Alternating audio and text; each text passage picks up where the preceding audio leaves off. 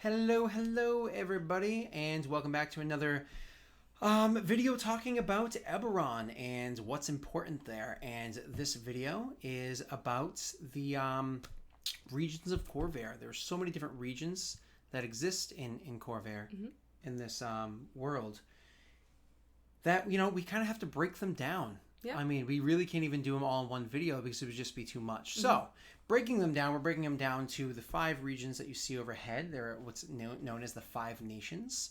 They are probably the most important regions in Khorvaire if you follow just the basic politics, and certainly if you just rewind by a century and for many, many years before that, a couple thousand years before that.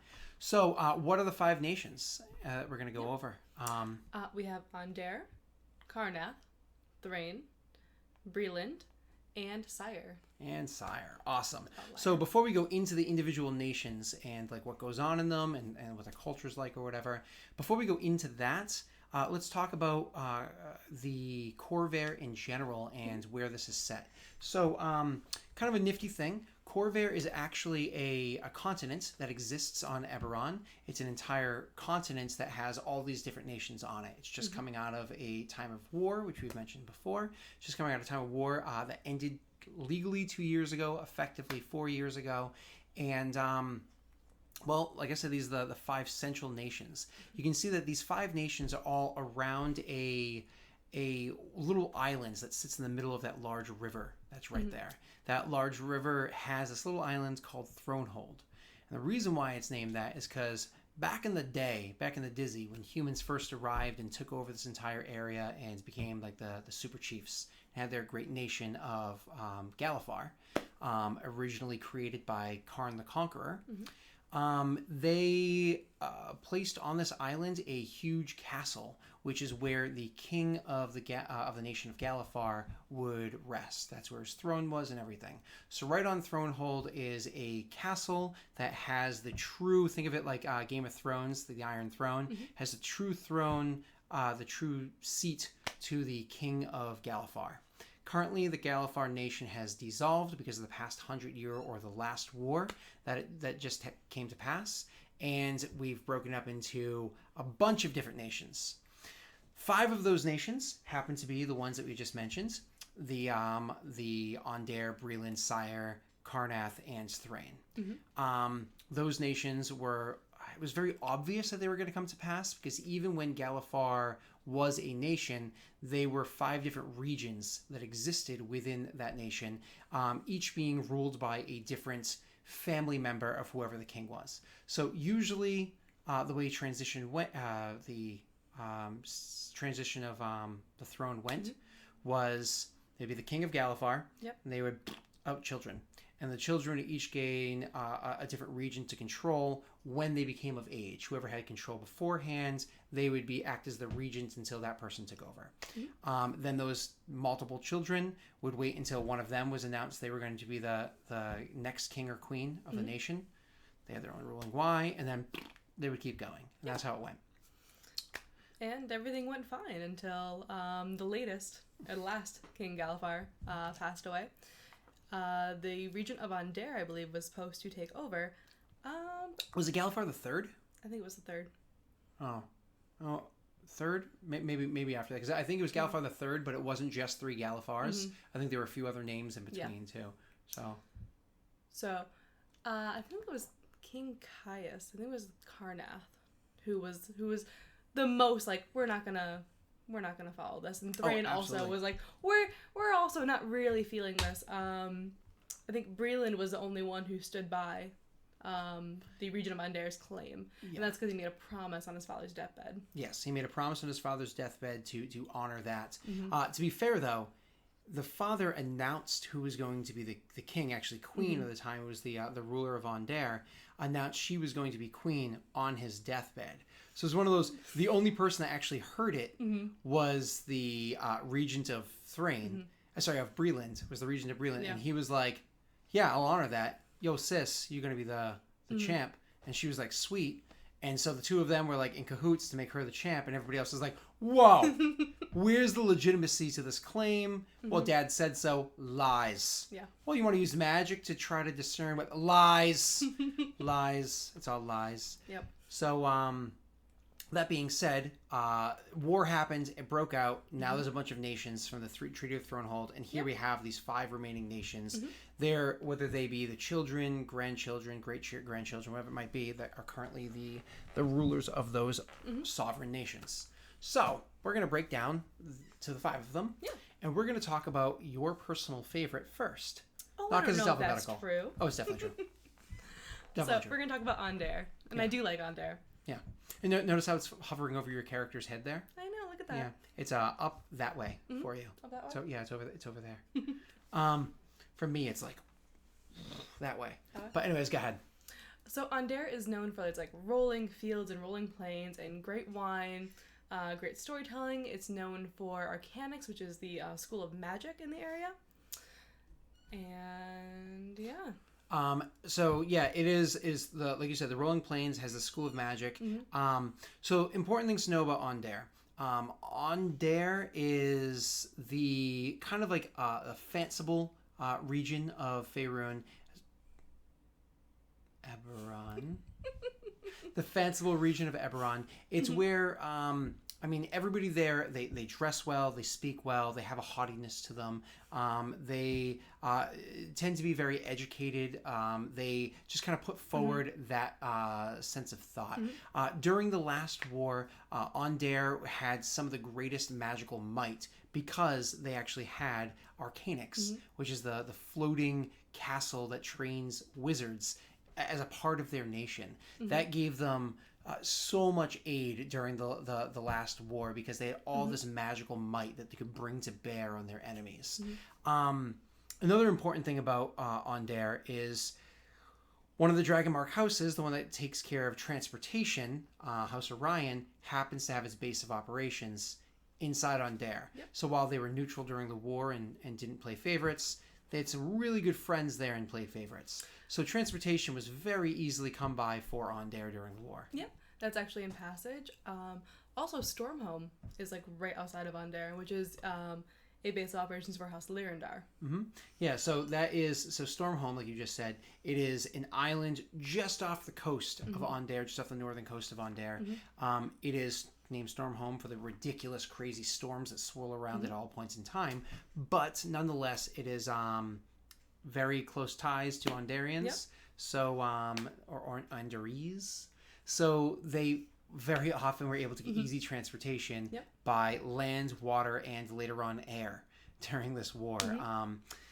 They had fine wine, they had strong magics. Ondair, who was supposed to be, the regent of Ondair was supposed to be the queen anyways, well, they were pretty well situated going into this war. They had some awesome abilities. They were. Another thing I like about Ondair and their battle capabilities is that they had these great, massive, like, volunteer armies because the peasants and the commoners of Ondair loved their nation.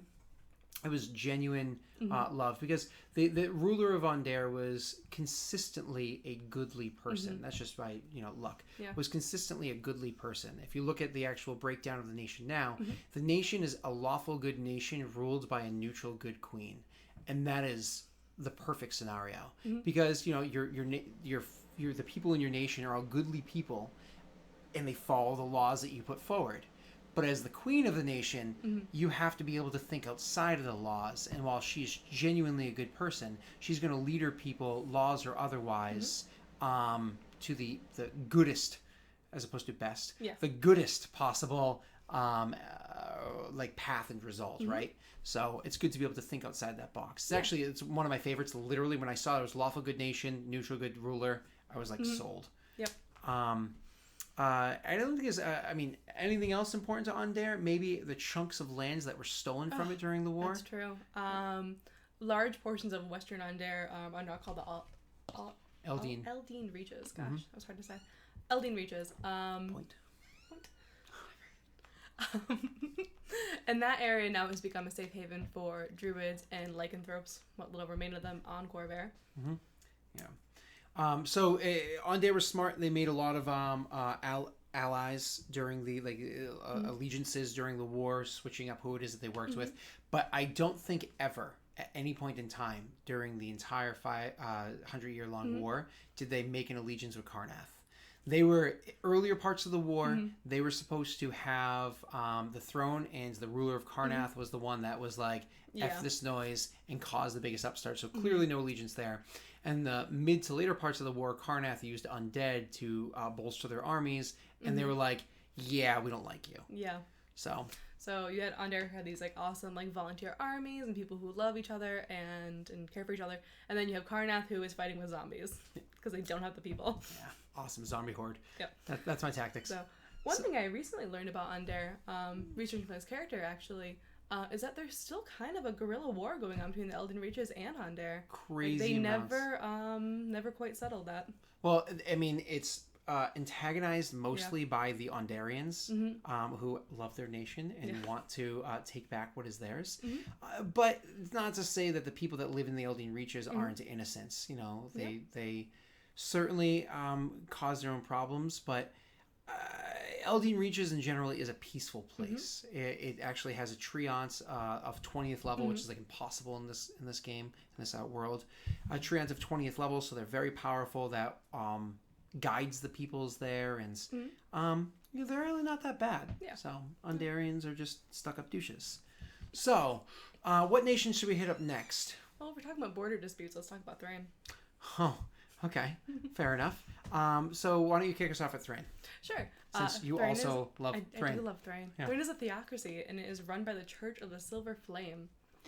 There are many religions in Eberron. It's actually funny. If you look at the sigil of Thrain, which is right over my head, if you're watching the pod, which is right over my head, that is literally, it's a sword underneath, a silver sword underneath the symbol of the Silver Flame. Yep. So it is a theocracy completely throughout. I'm sorry, go ahead. No, of course. So you have multiple religions in Eberron. Most notably, I think, of the goodly religions, you have the Sovereign Host, which is a pantheon of goodly gods, and you have the Silver Flame, which is a monotheistic religion where they worship the Silver Flame, which is this pinnacle of goodness and light. And it's disembodied too. Yeah, it's a disembodied pinnacle of goodness and light. Like it doesn't have its own. We're going to talk about religion some other time, but it doesn't have an avatar. Yeah, it's not anthropomorphic. It's not. Yeah, it doesn't have any human things to it. Nope. It does have a voice. A feminine voice that speaks to people, but that is literally comprised of one of its greatest worshippers in the past, having been a martyr, coming back as a voice to speak in the name of. So that's not an avatar. It's just the voice of it. So go ahead. Yep. So the Church of the Silver Flame is run by, and so is Thrain, a young girl at the moment. She is the head of the Silver Flame, or the speaker of the flame. What's her title? I honestly can't remember the name. The Grand Wizard of I don't know. I think it's speaker of the flame. She's I can't remember the name of the title. It really doesn't matter. Yeah. Keeper of the Flame actually sounds really Keeper accurate. Of the Flame. Yeah. Okay. Yeah. And she has a council of cardinals with whom provide advice to her. Thrain is really interesting and shares a common theme in Eberron where it's not necessarily good and evil. Yeah, alignment is a little bit flexible. Gonna make a video for that one too. We're gonna do that one too. So the Cardinals, while this is a goodly religion, a lot of them tend to be a little evil.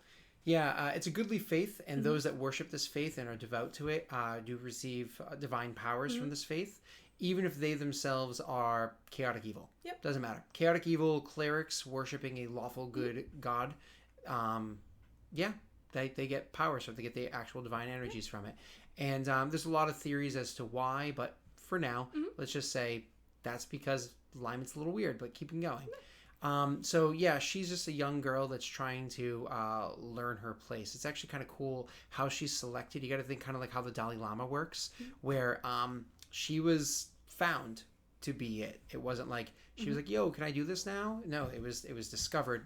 Okay, keeper's gone. You're the next keeper, and so she has that position. She's had it for a few years. I think she's about 11 years old now. She was found when she was like 7 or 6, and so she's been being groomed for a while. Luckily, she's a goodly person.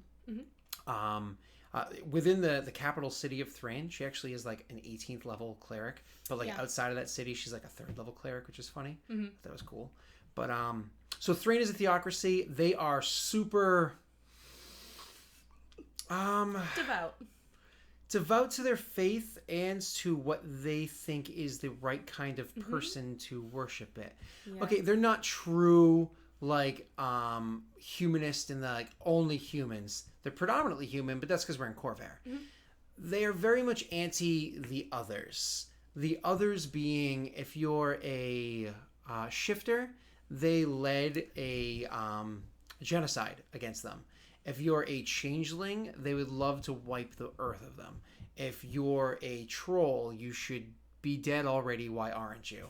If you're, pretty much anything that isn't a normal race, they are very much, yeah, you should be dead now. And because of that, and because they're led by this church, the nation itself has led tons of wars and purges within their own borders and stuff like that.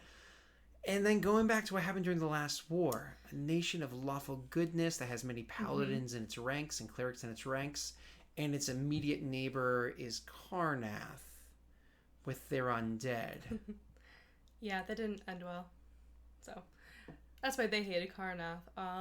Tensions between them and Undair have gotten worse over the years, especially after the war, because they actually won a major city from the Undair territories, which is Thalios. At the very end of the war, they were going back and forth with this one spot very consistently, and this one city is super important to both of those nations for their own reasons. But they won it near the end of the war, and the Treaty of Thronehold acknowledged that because they had the greater army there or whatever at the time. And so, that's a point of contention. There's still skirmishes there. There's still. Undair is very much really wants Thalios back. Something I recently learned again, studying for Odette, is that Thalios was actually the original capital of Undair. Like back before Fairhaven, took that over. So it's very took over out city. of necessity. Yeah. Out of necessity, it took over. Yes. So think about it. That was not a very. It's situated so close to everything. It's not a very good place to have a capital. Right. So another important thing to mention about Thrain is that Thrain wasn't always a theocracy. As always, there were regents that ruled it. But during the last war, when the person who was the regent at the beginning of the war was super religious, they made the decision, assuming themselves a sovereign leader like everybody else did at the time of their own regents, to hand over the power to the church, because they were a paladin, I believe, of the church and super devoted to it and believed in the leadership of it. I think she's still around. Actually, no, I'm pretty sure. There might be something that another DM does. I think they're long. I think they're long dead, because that was a long time ago that it was handed over. Yeah. So it was like I think 50, 60 years ago that it was handed over. Off the top of my head, I'm not looking at the what's that book called? Forge of War. I'm not looking at it at the moment. So that was very interesting about Thrain. Yeah. So I want to push forward into Carnath. Oh man. Carnath's my favorite. That's my baby. So yeah, we'll do Carnath next. Okay. So Carnath's a really cool region. As one of the 5 nations, because it's actually the first human nation here. When the humans landed here like 4,000 years ago and rolled into the area and started taking over chunks of lands from the crippled hobgoblin Dakani Empire at the time, this is where they situated their first nation, and they held it for a long time, hundreds of years. They held the nation of Carnath. It wasn't until Karn the Conqueror, Karn, named for the nation of Carnath, which is amazing. Karn the Conqueror was born, and he went on the quest of unifying the 5 countries that then existed and making it the nation of Galifar, making it the kingdom of Galifar that had all of the different regions under their thumb. Karn the Conqueror was the one that did that. And because of that, he always had a special place in Carnath in his heart. He was a ruler that was, think Alexander the Great. He went and took all known regions of kingdoms and just took them. They are mine now. If you look at a map of what Galifar looks like under his thumb, it was almost the entire continent. He was like, yep, I'm the next Dakani Empire. I own almost the entire continent. It was incredible. He fought back all forms of we'll just say resistance to that, whether or not those people had rightful claim to that area, whether or not they deserved it. He fought back all of it and brought it all together. He was a brilliant-minded tactician, and so invented a game that I know you love. I do. Called Conqueror, named after him. And it was a brilliant game that it was a way of testing people's tactical ingenuity. And you have to think of it as kind of like a game similar to like a chess. of Western culture or go of Eastern culture. You could even go, less so, but Mancala, as simple as it is, because it's even older than both those games. Mancala, which is like an African game, that is another one that's similar, that tactics are important. That's what's going to win the day, not necessarily brute force. So, or luck. So, he set forward a type of culture in Karrnath, not him, but Karrnath made him, and so he exemplified and then rebirthed back into Karrnath this culture of being very devoted, very, very lawful, being very rigid, very warrior-minded. Reckonmark Academy is in Karrnath. It turns out the best warriors in all of Khorvaire, arguably consistently the best warriors in all of Khorvaire. I should say that, consistently the best warriors. Though you will have people from other places that, we're good too. Yeah, okay, well, out of the past 1,000, over 800 of them are from Reckonmark. It's out of my bum there, but you get the point. They also had the more holds in their handling at the time, so they controlled the dwarves, and so some of the greatest mining, and so some of the greatest weapons, and some of the greatest smithing came out of there. They made some of the best fortresses, the keeps, and everything that they had there. Karrnath was a brilliant nation. When Regent Caius the First, when they found out their sibling was taking over the throne, when they felt as though it was their rightful place to do so, it caused a problem that led to the war. And then just sheer luck, maybe. By sheer luck, there were droughts, and there were famine, and there were lost battle after lost battle during the last war. And Karrnath was kind of like thrown against the ropes, and things were not going well. And so the king at the time, who was still Caius the First, made a deal with someone whispering in his ear. It was a member of the Church of the Blood of Church? Sorry. Yeah, of the Church of the Blood. It's a cult.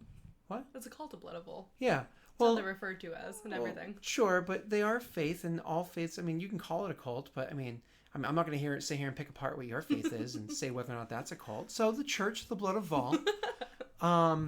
And she was just like, yo, I'll help you out. It's all good. I swear I wasn't the one that caused that feast or famine. That famine or drought or anything. I swear it wasn't me. So, yeah, I'll help you out. You make our religion the primary religion in this region. You talk about it. You adopt it. You push our agenda forward somewhat. And we will give you the armies you need to succeed in your campaigns to take the throne that is rightfully yours. And so, undead armies appear out of nowhere. I mean, crazy amounts of undead appear out of nowhere. And, oh, man, they are incredible on the battlefields. They destroy all of their enemies. They fight tirelessly. They don't need food. As they kill people and are destroyed, a necromancer comes through. And because undead can't be respawned a second time without extremely powerful magics. Sure, like you send an army of 100 undead soldiers in, it's very small, but 100 undead soldiers in, and they are all killed while fighting, 400 living soldiers, but they take out a little over 200 of those living soldiers.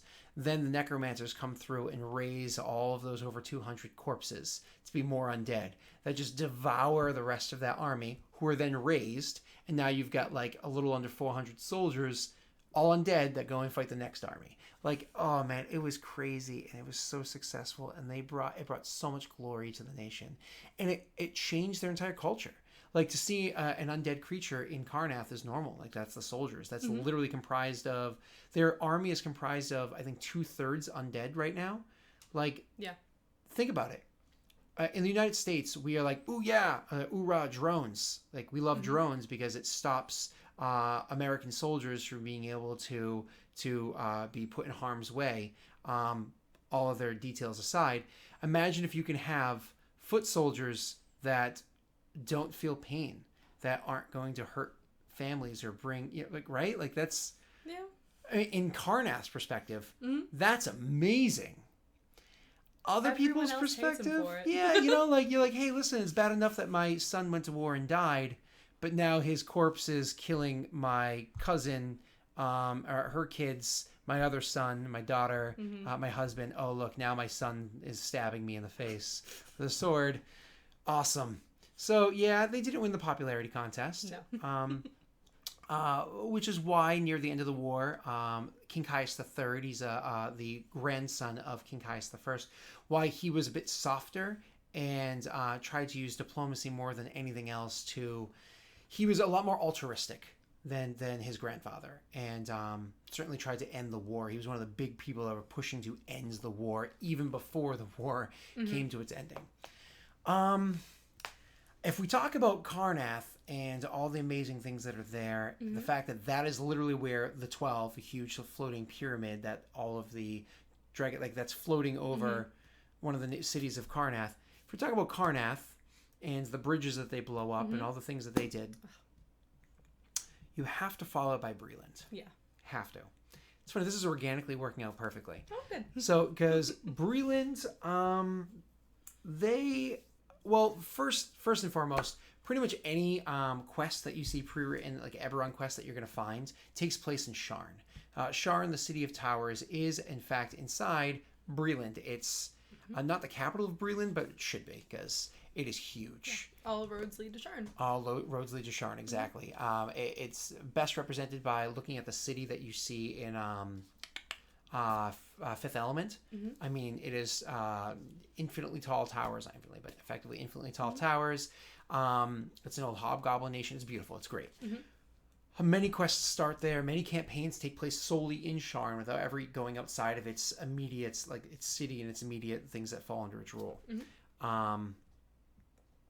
But the reason why I say Breeland's next is because the king of Breeland, King Boromel, he is amazing. He's a warrior. He rides a bear into combat. Literally rides on a bear into combat to fight, to lead his armies. Yep.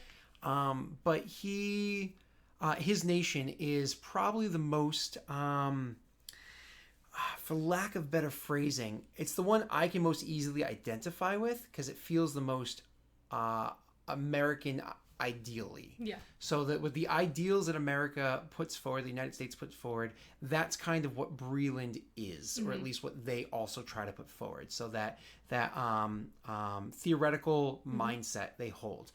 It is in fact a monarchy. It is not a democracy. However, every single solitary person in position underneath his is voted into place. Yep. And they actually have the ability to make laws all around him, though he can veto and whatnot if he needs to. But they have a ridiculous amount of power. It's kind of one of those, like, you got to think of it like a company. Assume he's like 51 shareholder and these people hold the other 49 shares. Like, he's got a lot of power. He has the majority of power, but he has to answer to the people that are voted into place, which is amazing. I mean, do you remember much about what they did during the last war? The great things that they did? No, I remember the Warforged. I remember they took in a lot of mourners, but that's something after the war. They did after the war because he was a kindly person. Yeah. Well, his wife actually died in Sire, so. Yeah, well, we're going to get to... Yeah. Yeah, but before the war ended and Zilargo became its own nation, Zilargo was a part of them. Yeah. And so since he had the gnomes, he had the greatest diplomats. And so he often tried to make like peace treaties and to make amazing allegiances throughout the war. He was able to make incredible successes, or the various rulers were able to make incredible successes throughout the years through having the gnomes to make these allegiances. The gnomes also churned out amazing magic wands. Like, they're literally called the Wands of Zilargo now. It's a part of their army. But they had these incredible gnomish warriors that would just go in there and blast the hell out of people with all these magic items. They were just fireballs and everything, just raining hell on them. That was their only way of countering the magics of, or the faith of, Ondair and Thrain, respectively, right? Or having any chance against the the soldiers of Karnath being undead and not giving a crap about most of that. So, he made amazing deals with other people, like, come here, work for me, and I will give you these lands. I'll give you this freedom. That's where the decision was made to move from a true fiefdom monarchy to being, there's a monarch, but there's also democracy there as well. It was to benefit the people. You know, it was like, I need guidance, But during the last war, when House Cannith, which their original base of operations it's a different story. Their original base of operations was in Sharn, was in Breelands. Yep. Really good ties there. They were churning out those Warforged, these tireless, non-pain feeling soldiers that are just designed to fight. They're mindless soldiers designed to fight. It was the best counterpart to the undead, right? Yeah. So being the best counterpart to the undead, they would buy these things in the troves. They took so many of them. As a matter of fact, they spent so much time. The soldiers spent so much time with the Warforged armies that they came to realize they are in fact sentient creatures. And it was the king of Breeland that pushed forward for the freedom of these Warforged to actually have their own individuality, their own rights. Yeah. So Breeland shaped. I would say Breeland more shaped current Khorvaire than any other nation. I agree with that. Because of the ties that were made, the deals that were made, the races whose individual rights were fought for. I mean, commerce starts and ends in Breeland, with the exception of, obviously, Kundarok, the Dragonmark house controls all that. But that's where the biggest port is to go to other nations, to the Aeronel, to Zendrik, which is where people are finding ancient artifacts. Sure, there's the Lazar principalities and all their boats, but who cares about them? Yeah, and then also because it's the Zalargo gnomes that made all of the elementally bound items, that was under his control. Yeah, sure, the greatest wizards and all the lands and the greatest sorcerers and all the lands may have belonged to Undair. And sure, these undead armies that are tireless and whatnot may have belonged to Karnath. And sure, Thrain was a nation of the people because it was led by everyone's unified faith. Sure. And Sire may have been the nation that had, wonderful art and culture and stuff like that, which we'll get to in a second. Sure. But Breeland had the tireless armies of the Warforged. They had the endless supplies of magic items of the gnomes.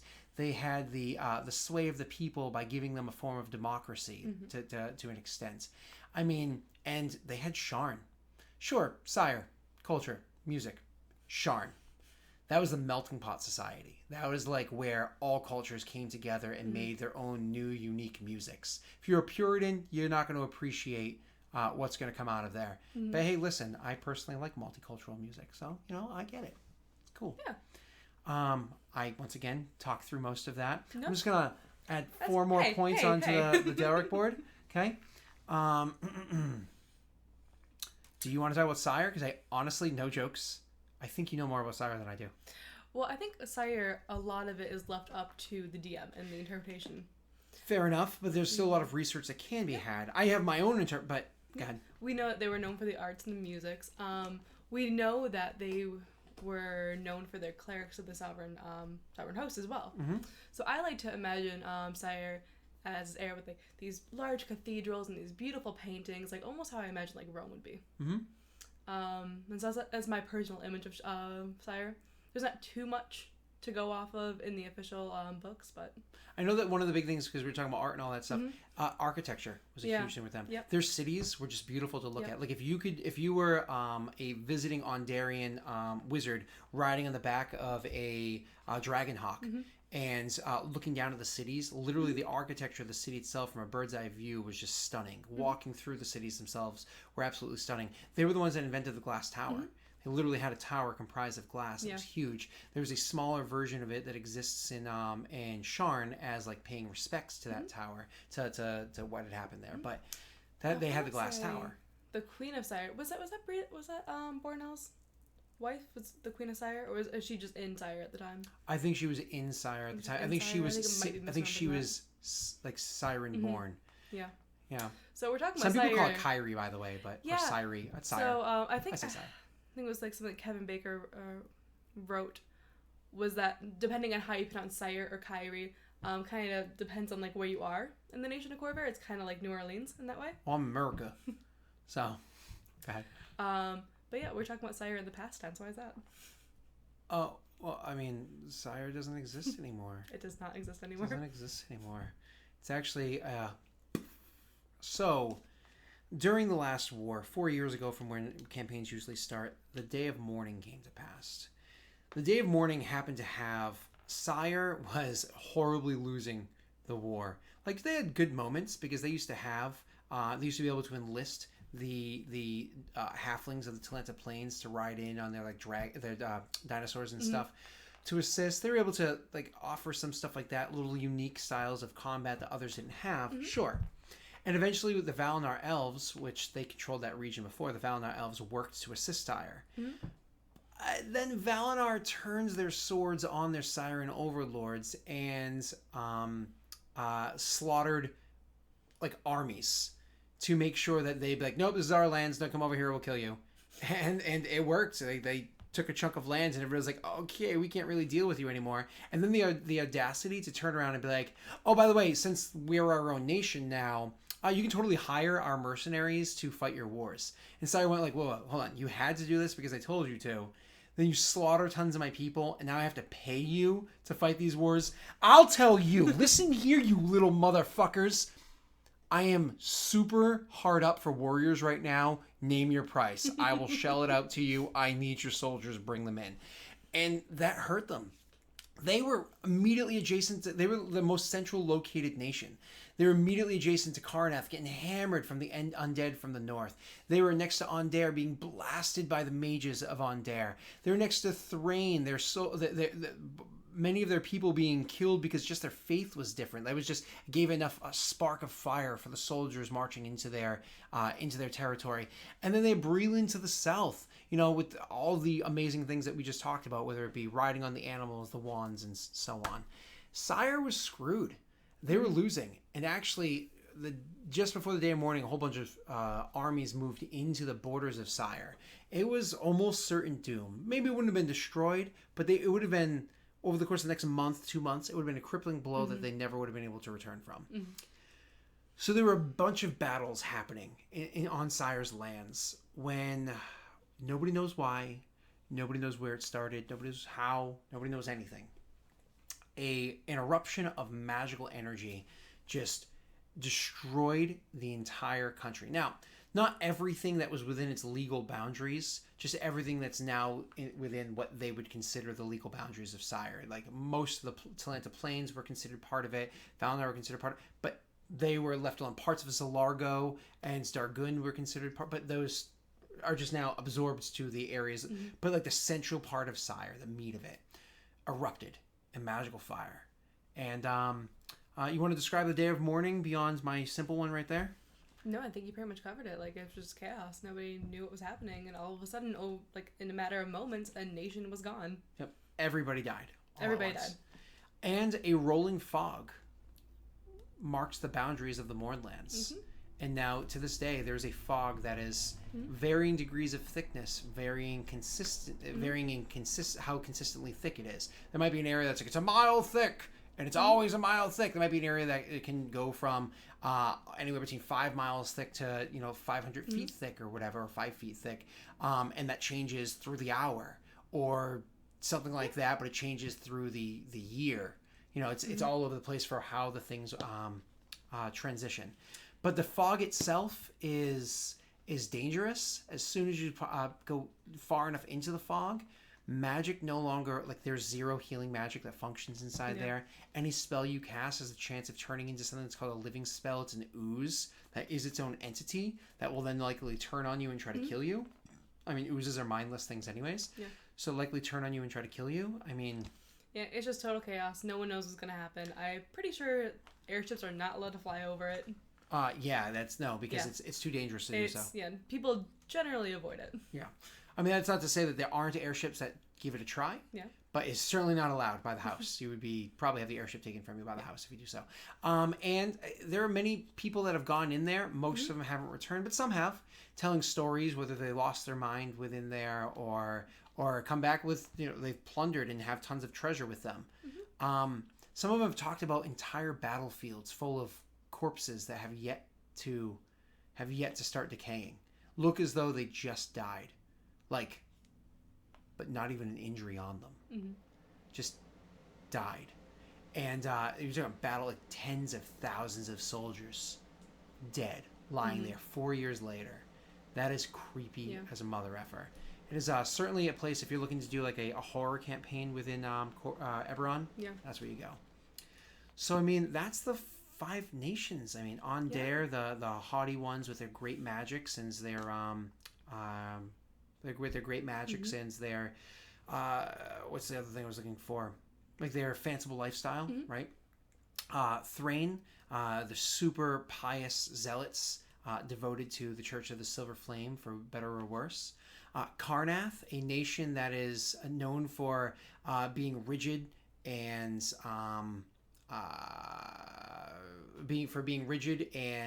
warrior-like.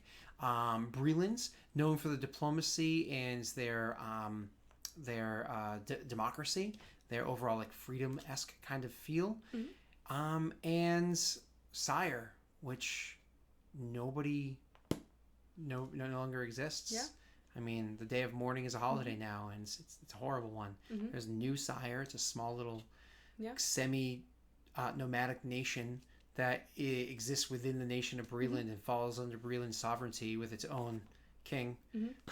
It's laughable because it's like a town, a shanty town, more or less, that has refugees there. And refugees have gone to other nations too, some at the end of their opponent's blade, and some, I mean, Undair certainly would love to get rid of all of the refugees that went into Undair. Like, whoa, get them out. I don't care. Send them through the cloud if you have to. Get them out. Yeah, I think they're called mourners, I believe, and they're considered bad luck by most of the nations, except for Breeland.